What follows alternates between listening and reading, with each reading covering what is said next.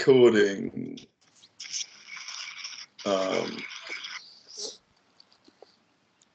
Make sure I have it. Yeah, it looks nice where you are, though. Oh yeah, beautiful weather right now. Yeah. The thing is, anyway, Teofimo Andres Lopez Rivera. That's my whole government name. What you using my whole government name for? Tell me first of all, where are you right now? I'm in Jonesboro, Arkansas right now. Okay. Had you moved down there out of New York to train then? That's what one of our plans was, to either have it here in Jonesboro, Arkansas, or in New Jersey, back up in upstate, up in New York. Well, in New Jersey, I mean, back where I had the camp last time with Richard Comey. But the whole thing with the coronavirus and everything, it kind of like stopped everything from happening. So those were the two plans that we had. We were deciding on going back and forth whether it was going to be Jonesboro or.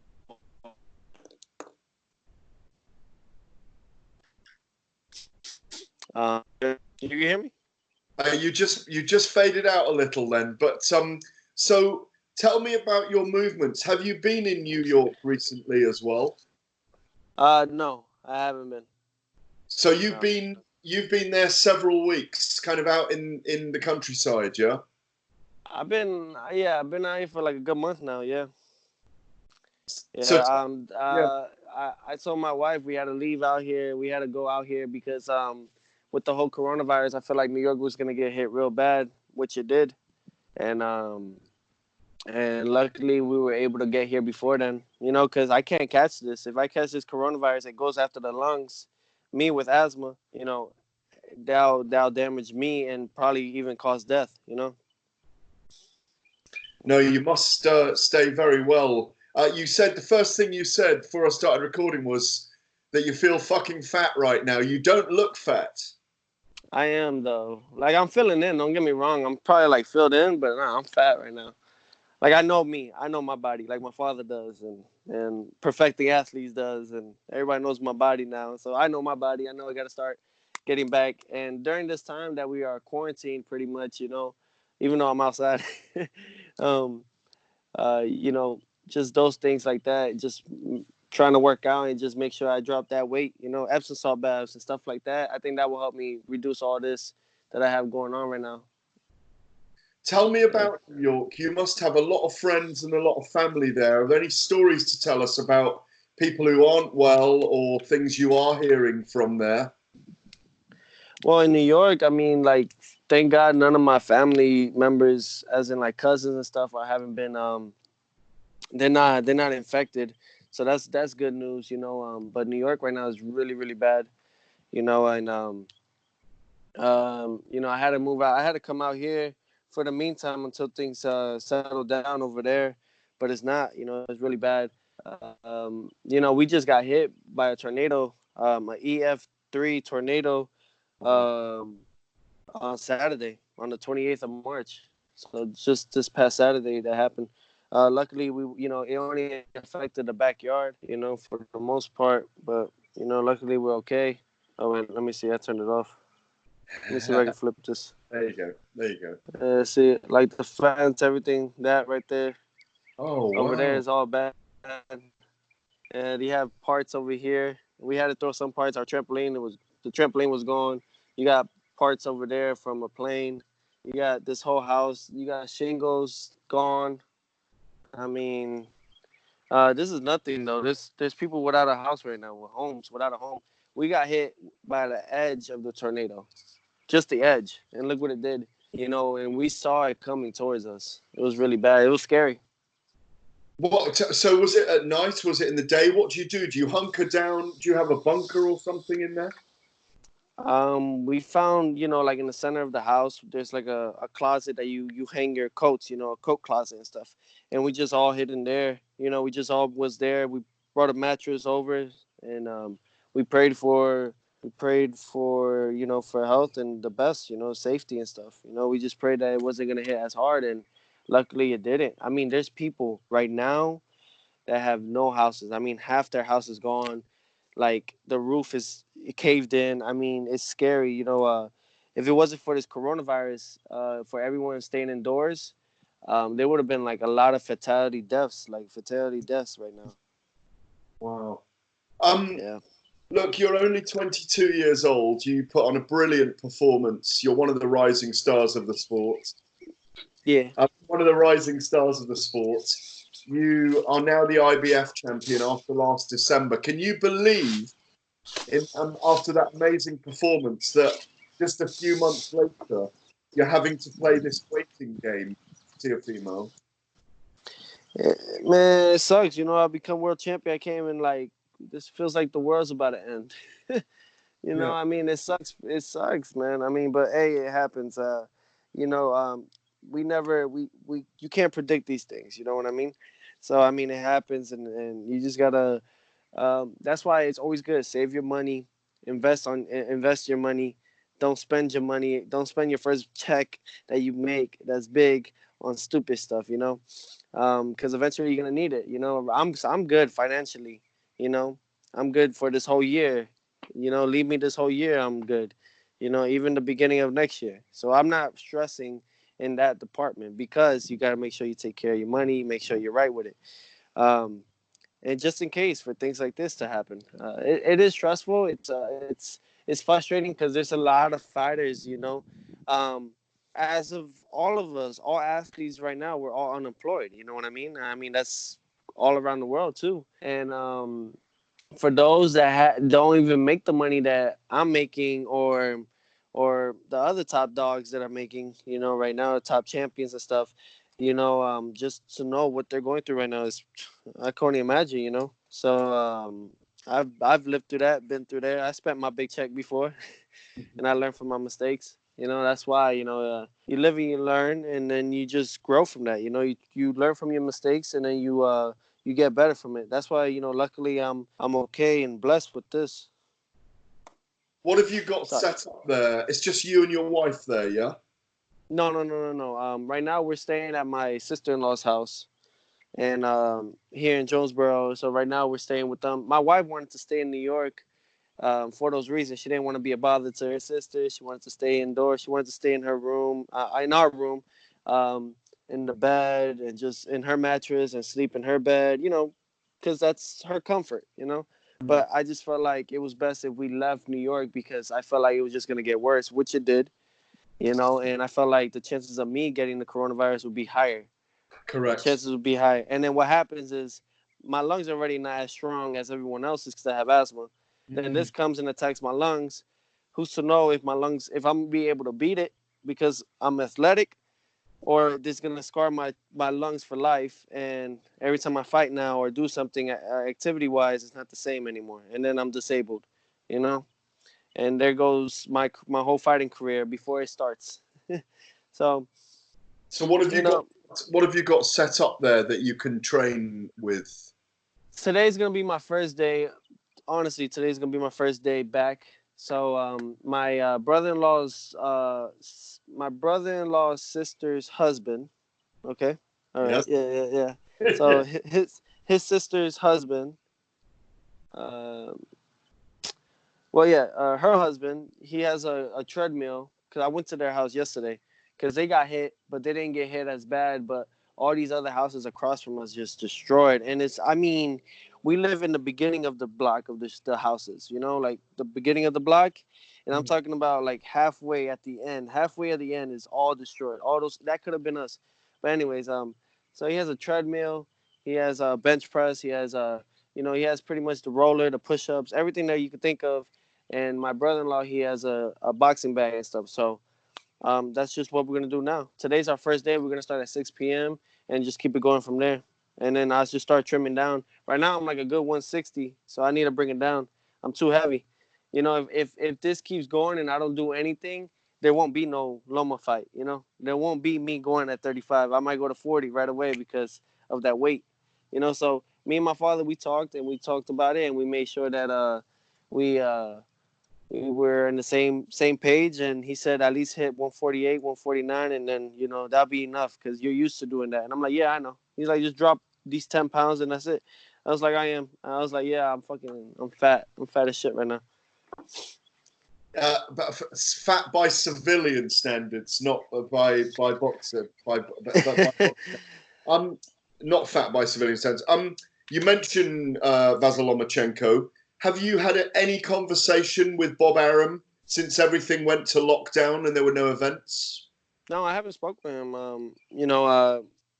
I just been here, just minding my own and just watching over my wife and making sure that we're okay, watching over my family, talking to them every day or every other day. They're in Vegas right now. So, times like this, you want to be close to your family, you know, but everything, the mall is, not the mall. I'm sorry. The planes, everything's getting canceled. All the flights are getting canceled. They having lockdown everywhere. I think LA is already on quarantine and so you can't even go through there. So it's just been, it's stressful, but I talk to them every day, make sure that they're indoors, especially my father and my mother, and they've been good. For the most part, they've been like everyone else, trying to make the best of it. Have you got a sense, Teofimo, that when everything's been suspended for several months, that there may be a hurry up from Arum and you may get that fight with Loma in the fall very quickly and organised, because there will be, I think, a desire to put all the big fights on. Yeah. My father told me that. My dad, he told me, he was like, they'll probably put you first, so be ready. Start getting ready. They'll probably put us first. So I think start working out now. Start getting ready because you never know. But it's gonna take a while because Loma's in Ukraine. He's back home with his family. Obviously, times like this, you want to be close to your family, like I said. And so the fight happens, at least we have a good heads up. But it's better to at least stay low in the weight so we don't stress as much. Are you the ultimate test for this guy? Are you going to unlock the matrix when you meet him and make your name? Yeah, there's nobody else that's gonna do it other than myself. I mean, everyone respects him too much, or they're too scared of him, or they get nervous when he does those little bullshit ass steps. So I think it's just stuff like that, man. It's too much respect. Luke Campbell had a good chance, but same thing, too much respect. They hit this guy, they feel like saying sorry to him. Hey, I'm sorry for hitting you. It's like, this guy is not, yeah, he's a great fighter, whatever you want to call it. But great fights are with great fighters. I think they're great fighters. You fight each other, and the best fights the best, and the winner is the better fighter that night. So that's what I'm trying to do. I feel like I am the only one. And I will be. Obviously, it has to lead down to me. I always have to end up. I always end up having to take care of it because nobody else can. They're too pussy to fight this guy and show no respect.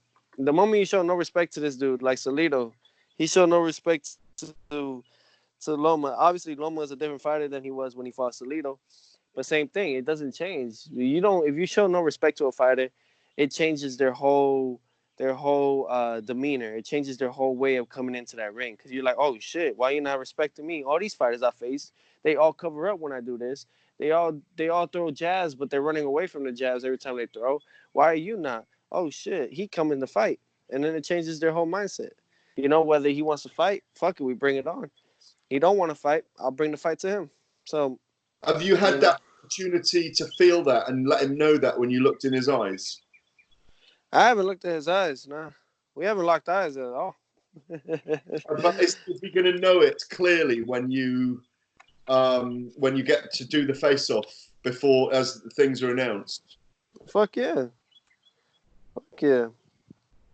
Oh yeah, man. I'm like that with every fighter, man. If you in my way, I don't like you. The only difference is with him, I really don't like him. Other stuff is business. We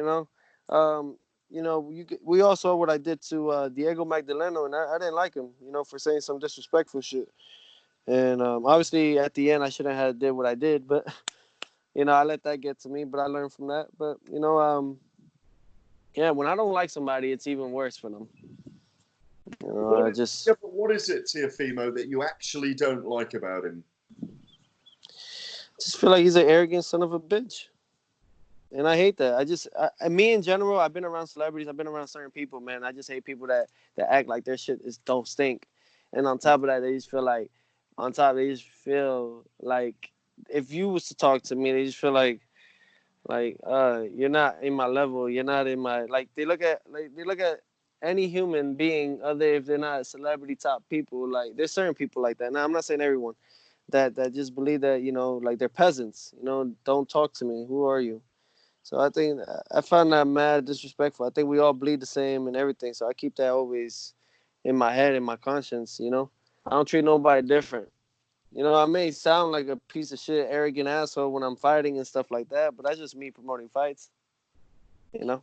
Well, you say that, but it's a fight that all of us involved in the industry and many, many fans cannot wait to see. It's such a thrilling prospect because we know how you fight. We know you've got dynamite in both hands. I know you're serious in what you're saying. It's not an act. I do know that. I know you well enough to know that now.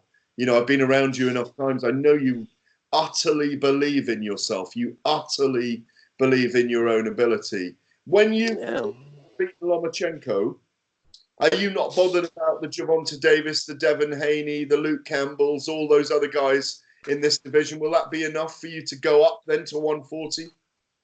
Yeah, I'll go up to 140. I think after the Loma fight, you really don't need to do anything else. These other guys, they'll meet me. I'll be the cash.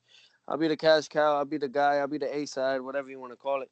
You know, they'll come to me. They want to fight, they'll come to me. And that's how we look at it. We're taking all these challenges. We're not going around everything, and we're not. We're going straight to the guys that these people don't want to fight, and going straight to the source.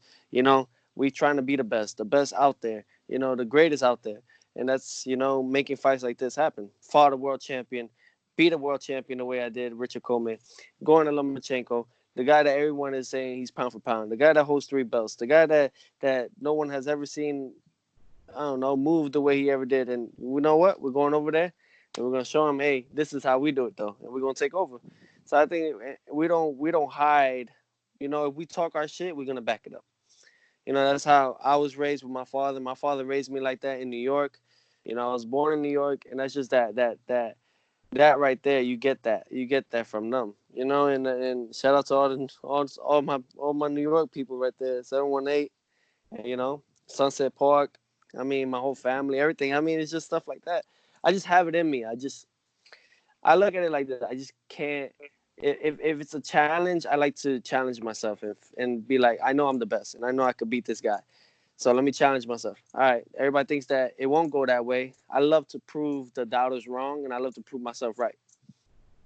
Sunset Park, 718, New York. Look, tell me about growing up. Did you grow up tough? Obviously, the family are originally Honduran. Podemos hablar en español otra vez, pero no hoy, ¿eh? Hoy no, sí. Canta hablar en español, tío. Tell me about growing up. Were you having to fight as a little kid on the streets, or not really? Or No. how did that develop? Was it just through dad? Yeah, it was just pretty much, my father always made sure I wasn't getting in trouble. I used to fight with my sisters a lot though. But you know, uh, I used to fight with them. Me being the young one and everything, I used to fight with them, stick my middle finger and just run away. Uh, And that was then they always my beat thing. you. Huh? And then they Yeah, beat you. yeah, pretty much. Afterwards, yeah, they'll beat me. Uh, my father always made sure I didn't, I was always on the right track. We did taekwondo. Me and my sisters, we did taekwondo together in New York, and then we moved to Florida eventually. And then I was still doing taekwondo there. I was also doing soccer. My cousins had moved out there too from New York to Florida, so we were spending time with them a lot. Really, it was pretty much like the only family that we had at that time. And then and we just made the best of it. My father made sure I wasn't doing anything wrong, and he was on me. He would always take me with him to the gyms, all the boxing gyms that he went to. He would always take me with him, and and it was for him. It wasn't even for me, which is crazy. He used to do it for himself. He used to train and everything, and I used to just sit down and watch. And this one time, I think I told you a story. Same thing. I was 6 years old. My father came I was with my father, went to the boxing gym, told the coach, hey, how much you charging? I want to start training over here. I just moved right down the block. And the coach was like, yeah, this. And my father's like, hey, can you watch my son, though? While we get all the paperwork sorted out, I got to park the limousine. My father was a limousine driver. The coach was like, yeah, I'll watch him. I was 6 years old, remind you. I was sitting down. By the time my father he left the building. The coach was like, hey, kid. I was like, and he's like, put on some gloves. We're gonna do some mitts. I said, all right, shit. About time I do something, other than sit down on my ass and not do anything. And I learned about 2, 3 combinations by the time my father came back, which was like in 5 minutes. And I think that's when my father was like 30. He was like in his 30s. That's when my father was like, yeah, I'm gonna stop doing this shit and I'm just focus on my son. I had it, For him, he felt like I had it, and he was right all along. I mean, look where I'm at now. 15 fights, 12 knockouts, undefeated, IBF world champion, lightweight world champion, on the verge of becoming undisputed world champion. I mean, it's beautiful.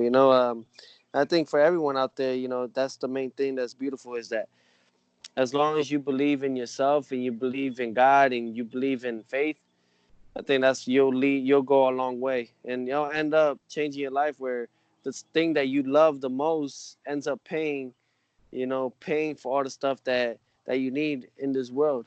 So, Do you feel you could have? This may be, you may have never just learnt this or discovered it even because of being around the right people and the great parents all your life. But do you think you could have given your character and that you don't back down and you fear fucking no one, that you could have got in trouble growing up? oh yeah, for sure. I mean, that's the thing. My father made sure though, like discipline. Discipline is 100% the main thing you need. Is the major key or whatever. It's the main thing you need in anything that you do. Because when you have discipline, that you have morals and you have your reasons. You understand things. You just don't think off of just the heat of the moment. You think more than that. I can't go right now and punch somebody in the face if they piss me off. Shit, discipline. Hey, relax. Don't do that. You know why, and you know this. You're just being cautious and just, you know, let it go. You can't go and grab a woman from the throat in front of the world and just grab her by the throat and take her in the back and try to punch her afterwards. I mean, there's things like that. You just can't, you got to be disciplined at all times. And you have to know who you are. You got to know that you are a role model to a lot of kids. So I feel like that whole thing like that, I'm always going to have that. You know how many times I want to fucking hit somebody? Shit. You know how many times some people piss me off and they want to piss me off? I've seen you look at me like that sometimes. Don't worry. Ah, you crazy. I'm never. Here's the thing. Final thing. Right. hmm The big thing you've got to learn at the moment. This is the biggest thing, and it must be so hard when you're 22 and you love what you do. You may It's not be able to fight till October or November. It's a real possibility right now. It's patience, isn't it? It's yeah, patience. That's patience. you know. Patience is key, but not a lot of people can.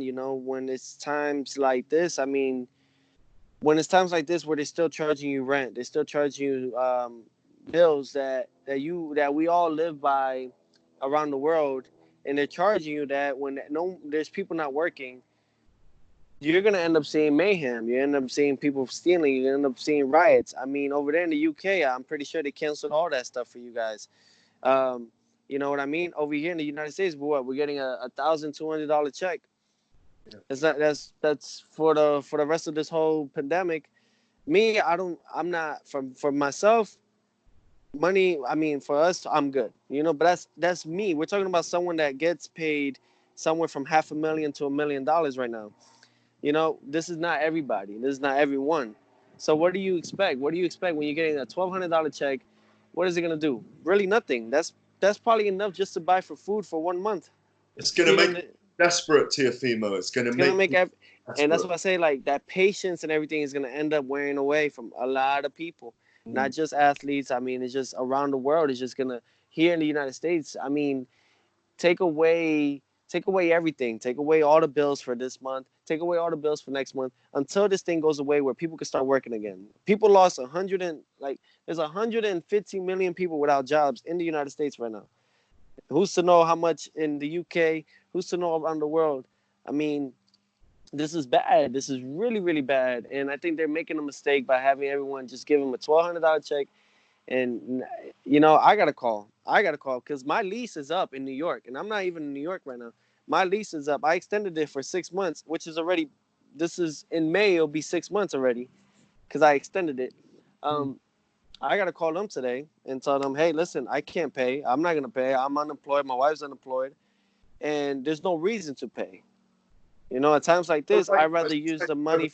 It's right. That's the right thing to do. That is the way it is. Use the money for essentials. Use the money for water, toilet paper, bounty paper, whatever you want, paper towels, anything like that. You know what I mean? And food. Use that money. There's not a lot of people. There's people living check by check, paycheck to paycheck. Fighters that people think that make so much money are broke right now, for sure, 100%. These upcoming fighters broke. They don't got no money. And then if they want to ask a loan from their manager or an advance from Top Rank lost so much money. They lost $500,000 off of the Conlon and Shakur fight. Who's to say if they want to give you anything? It's just you got to be smart with your money. I think this teaches everyone a learning lesson. On top of that, you never know what's gonna happen. So always be prepared for the worst case scenarios, which this is a worst case scenario. Very wise words in these very strange times. Palabras muy buenas. Encantado de verte y hablar contigo, mi hermano, mi amigo. Mi amigo. Que lo pases bien. Seguramente ahí en Arkansas y que nos vemos pronto. That we see each other soon and you look skinny again. Yeah. Sí, gracias por todo, gracias por esta entrevista y gracias por tenerme. I like it. You did good. I like it.